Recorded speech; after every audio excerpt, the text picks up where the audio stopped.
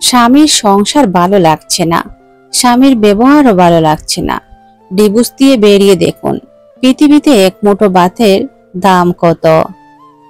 একজন ডিভোর্সি মেয়ের দায়িত্ব নেওয়ার জন্য অনলাইনে অনেক পুরুষ আছে, কিন্তু বাস্তব জীবনে কেউ নেই। বিবাহিত হয়ে অন্য কোনো পুরুষকে ভালোবাসা সব থেকে বড় বোকামি, কারণ সেই পুরুষ তোমাকে ভালোবেসে হোটেলে নিয়ে যাবে, কিন্তু কখনো গড়ের বউ করবে না। কথাটা কিন্তু 100% সত্যি। ডিভোর্সের পূর্বে উকিলের সাথে পরামর্শ করার আগে একজন ডিভোর্সির সাথে পরামর্শ করুন। যে বাবার সংসারে একা থাকে, তাহলে আশা করি বাস্তবতা সম্পর্কে জানতে পারবেন ইনশাআল্লাহ। আসলে একটা সম্পর্ক শেষ হওয়া মানে সমস্ত অধিকার শেষ হয়ে যাওয়া। মানুষটা ঠিকই সামনে থাকে, তার নাম্বারটা লিস্টে থাকে, তার আইডিটাও সার্চ দিলে তার লিস্টে থাকে, শুধু মানুষটাই আর অধিকারে থাকে না। আমার আর নতুন করে কিছু চাওয়ার নেই, কিছু পাওয়ার নেই, কিছু হারাবার নেই, কাউকে কিছু বলার নেই। যত অভিযোগ সব আমার জিজের জীবনের উপর। ডিভোর্সি নারীকে বিয়ে করা সুন্নত।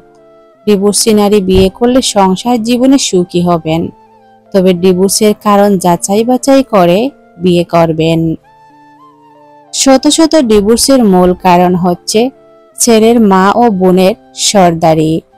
হয়তো আমার চোখে পানির দাম তোমার কাছে নেই, কিন্তু কারো কাছে এই চোখের পানির দাম অনেক বেশি।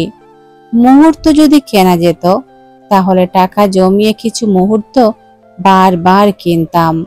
বাস্তবতা কখনোই মায়াবী হয় না, কিন্তু সেই কঠিন বাস্তবতাই আমাদের গড়তে শেখায়, জিততে শেখায়।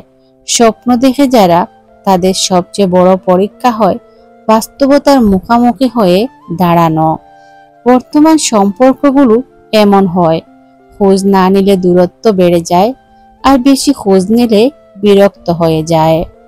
আজকাল সবার কথা শুনে মনে হয় তাদের বড় বিরক্ত করি।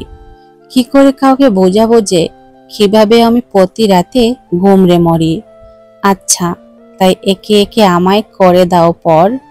আমার সঙ্গী হোক কলমের বিরহের জ্বর, শুধু বলে দাও আমায় কি দোষ আমার। তাহলে এই ভুল আর করব না বারবার।